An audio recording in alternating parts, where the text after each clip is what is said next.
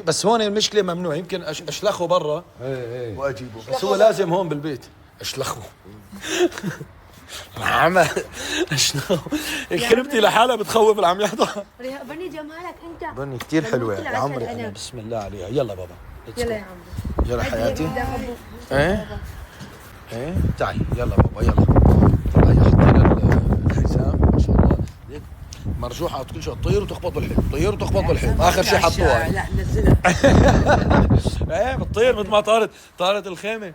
هلا الهواء بس ما في يعني، بس هواء ما في انه والله عاصفه ولا عم تخلق.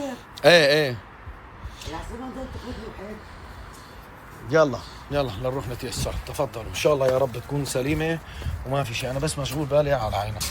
وصلنا هلا على المستشفى ورح ناخذ ميرو الشطوره من شان الدكتور يعطيها دواء. هلا بنشوف شو رح يعطيها دواء، شو بده يخبرنا، وبعدين بنحكي على المشاغبه. يلا تفضلي.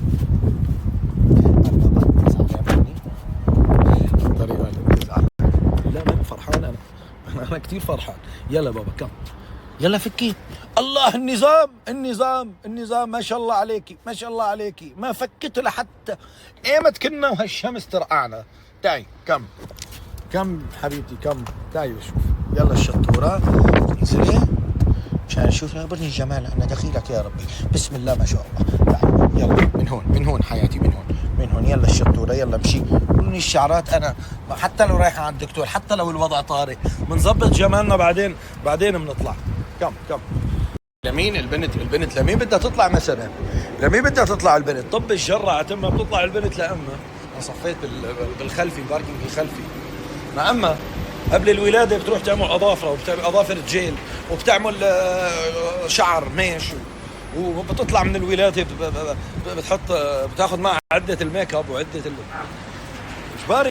خبريني لشوف شو بدنا نقلها للدكتورة إذا سألتك هلا شبع عينك شو بدك تقولي لها؟ بدك تقولي لها انه نحن مشاغبين ونحن ما بنقعد عاقلين فكنا عم نلعب وهيك صار فيني؟ شو بدنا نقول لها هلا؟ انا شو بدي اقول لها للدكتورة؟ شو بدي اقول لها للدكتورة انا؟ ايه دكتورة عرفتي ليش ما جبت امك معي؟ رنولي شوف قديش طول الحلوة وقديش وزنها ما شاء الله. 18 عمري يا تعيبة ست. هي صار ما بدها ضغط اللي بدك تقيسوا ضغطها؟ نو معقول انا هي فكرني شو اسمه ضغطها، فكرت ما بيمش معي. شوفوا هلا عم يعملوا لها الفحص لميرو هون.